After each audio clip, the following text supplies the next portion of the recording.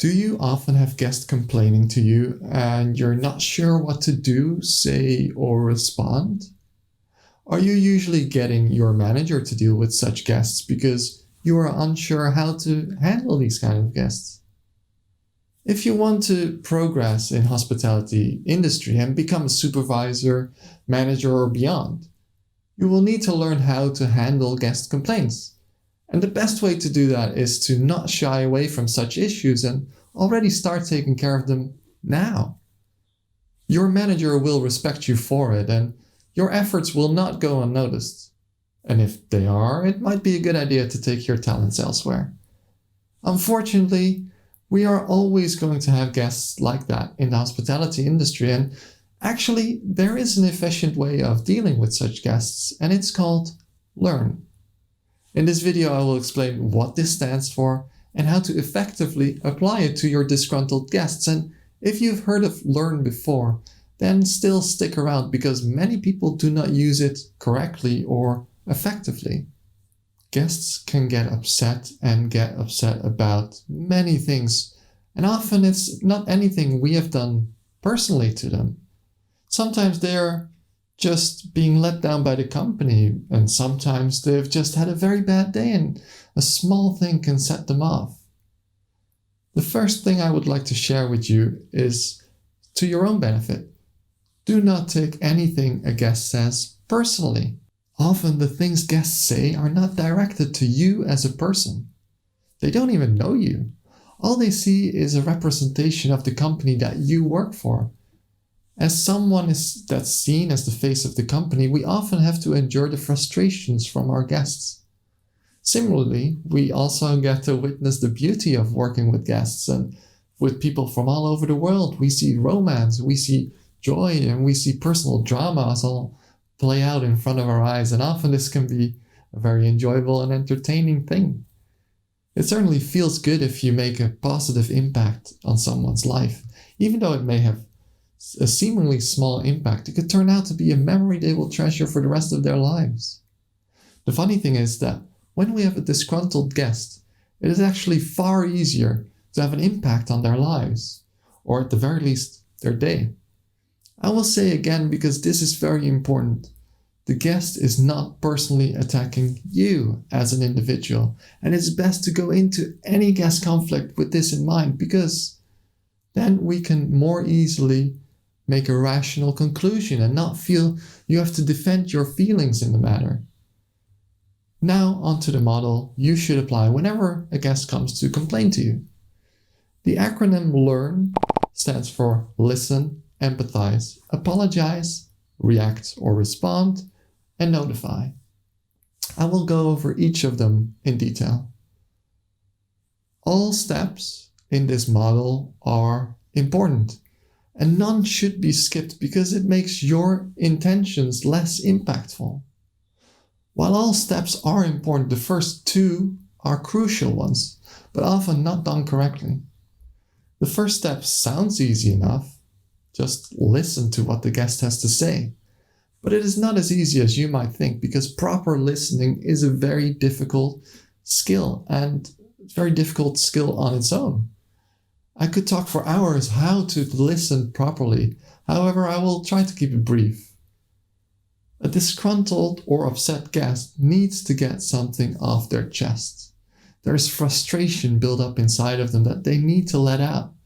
If they do not have someone to listen to their frustrations, it will only get worse. So the best thing you can do is to just give them your time and listen actively.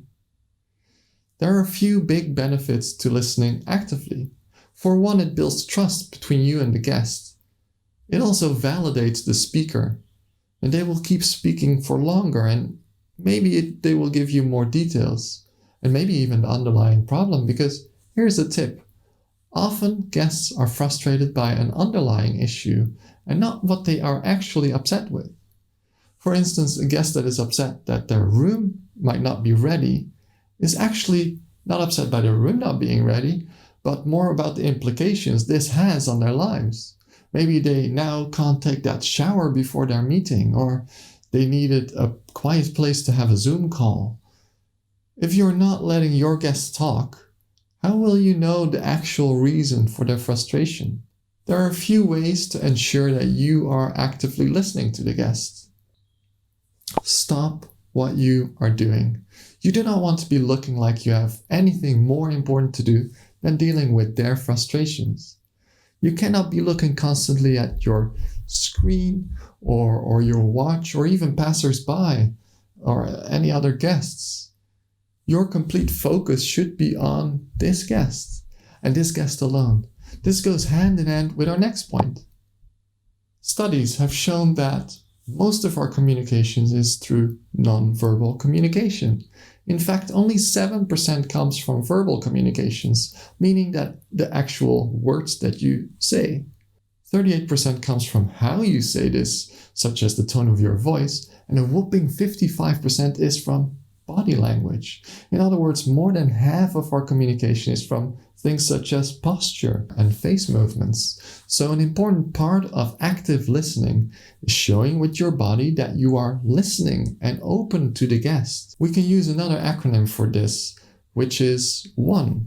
Have an open posture, which means no arms crossed, but possibly by your side or hands together.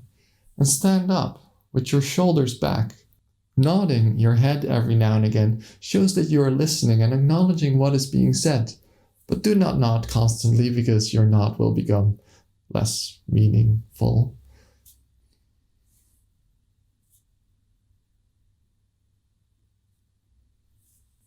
And finally, keep eye contact and do not let yourself get distracted by anything.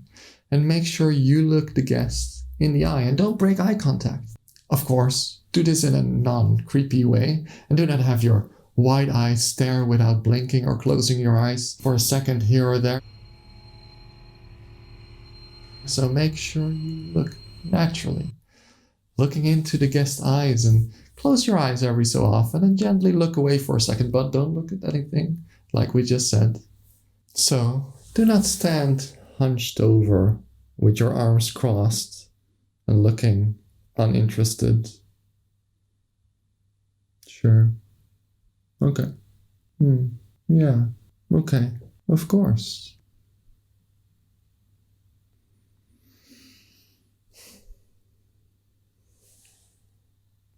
Sure.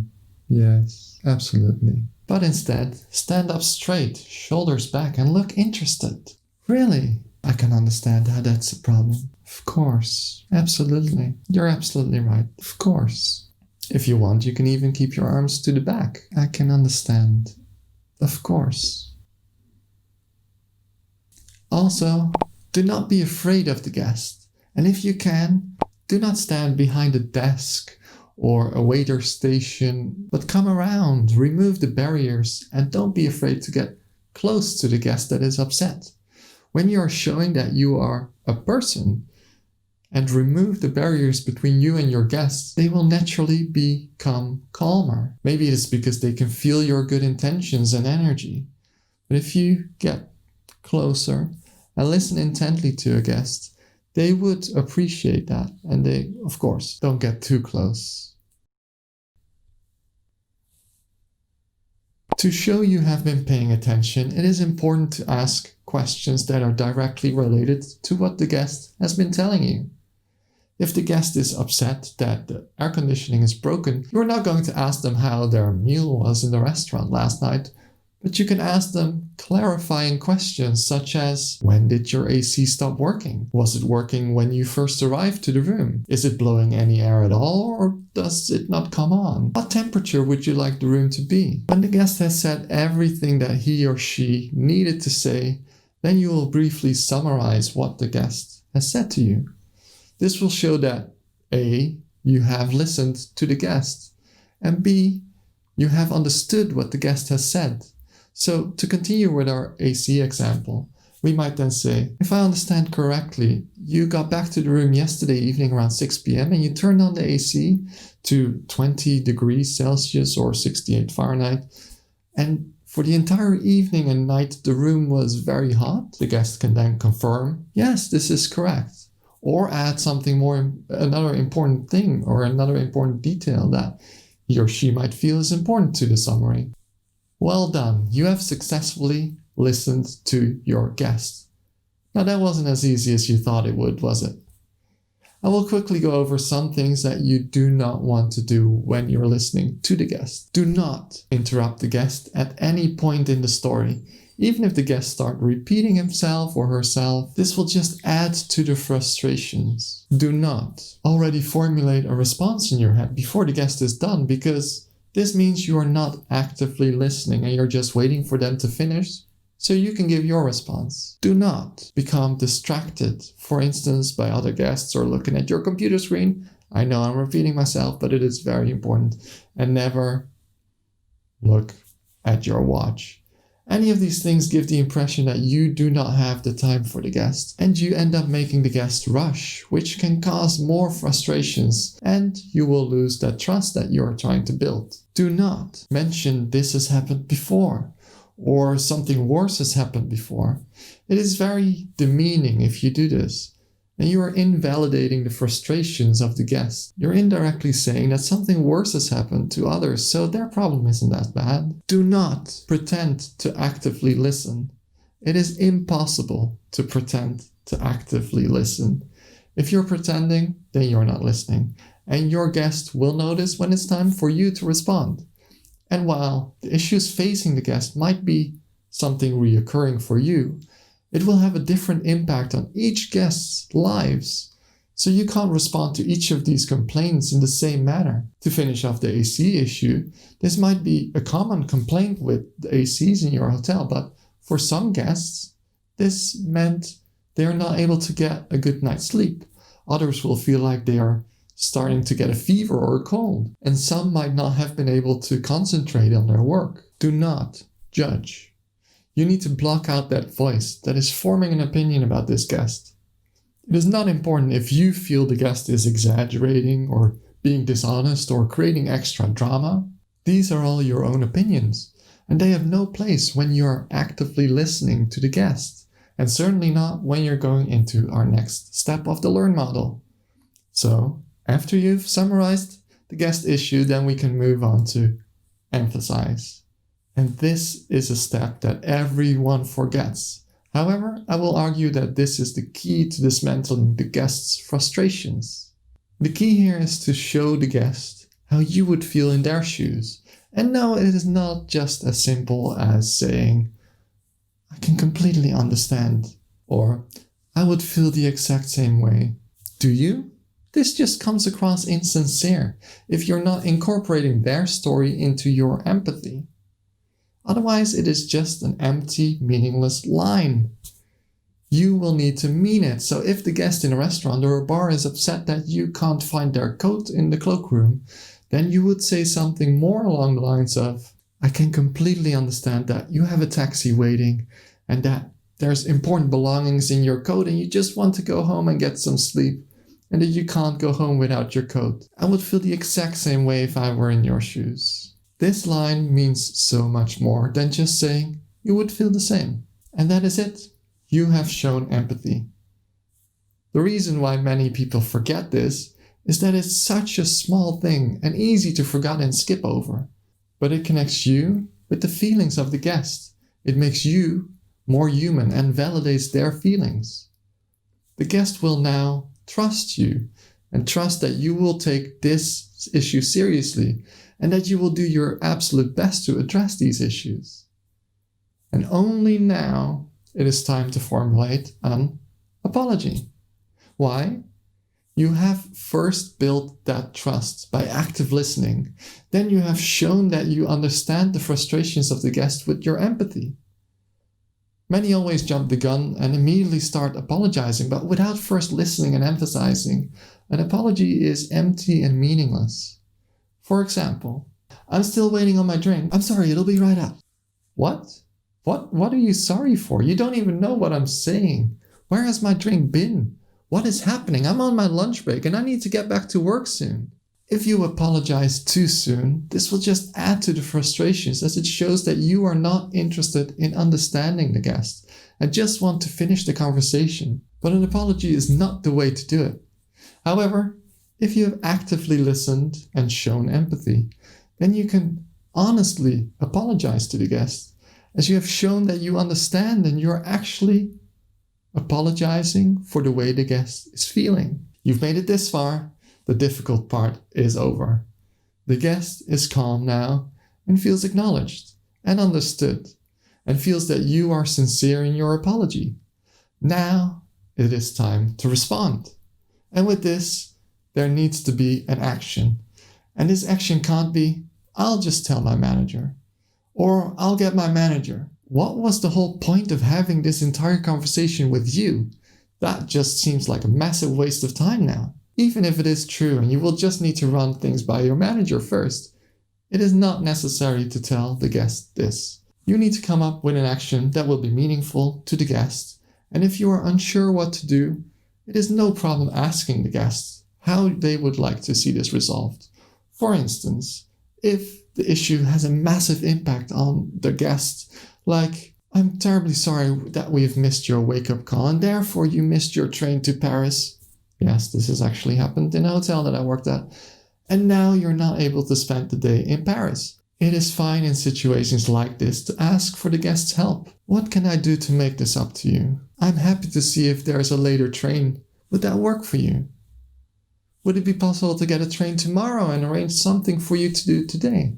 Of course, if the guest was complaining that they still haven't received the drinks, then you're not going to ask them what they can do, what you can do for them, because the answer will surely be a frustrated one. How about getting my drink and take it off the bill while you're at it? It is also fine if you need to find out first what you can do for the guests. For instance, if you can give a discount or a refund. This can be an action worth mentioning. Once you have decided what you're going to do for the guest, then you're going to notify. And this means that you are going to tell the guest exactly what you are going to do for them and when they can expect an answer or a resolution to the issue. In the case of the drink that is still not arrived, you are most likely going to say, I will get it immediately for you, Mr. Smith, and of course I will make it complimentary. My apologies once again for letting you wait a little bit longer. And for larger issues, you may be able to say something like, Miss Smith, would you like to have a drink in the bar or a complimentary breakfast, depending on the time of day, for a moment while I see what I can arrange for you? I promise I will give you an update in the next 15 minutes. And then, of course, make sure that you follow up on the promises that you make to ensure that you do not lose that trust you have just built with the guest during this entire encounter. If you do this correctly, you could have made a fan for life, because every guest in the world knows that sometimes things go wrong and things aren't perfect. It is what you do after that that will matter to the guests. Let me know in the comments down below if you had an issue that you have found it difficult to deal with, and maybe we can all help out and think about possible solutions so you would know for the next time how to take care of that. If you'd like to learn more, there will be a video right there to explain more things on how to be successful in your job in a guest-facing role in hospitality. I will look forward to speaking to you again very soon. Have a great day, everyone.